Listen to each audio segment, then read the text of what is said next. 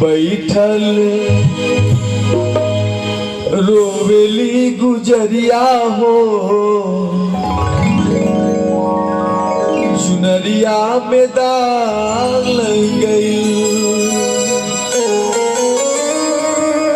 माँ के गर्भ में जब हम लोग थे तो उस मालिक से विनती के किया है, मालिक इस माँ के गर्भ से मुझे बाहर कर दो, धरती पे जाऊंगा तेरा नाम लूंगा, तेरे नाम का झंडा सारे संसार में फैलाऊंगा।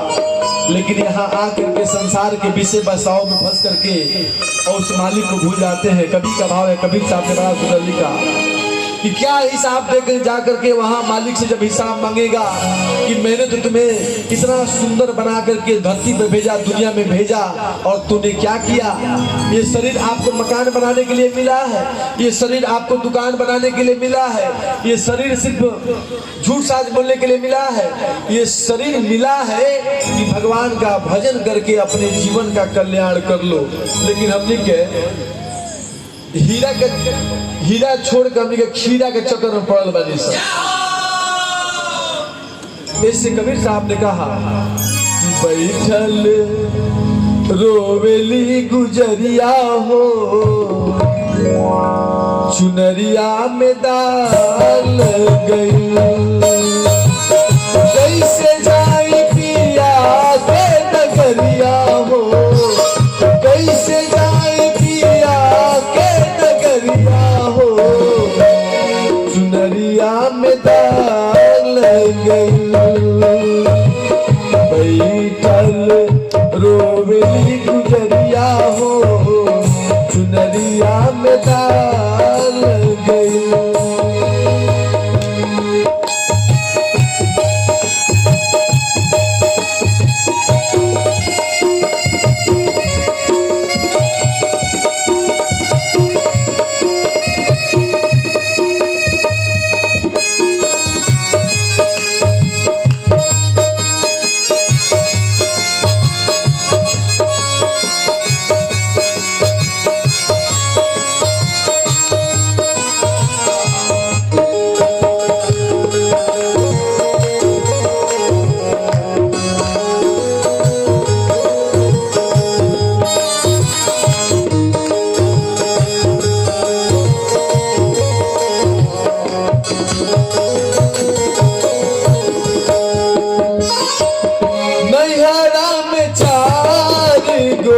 यार बनौली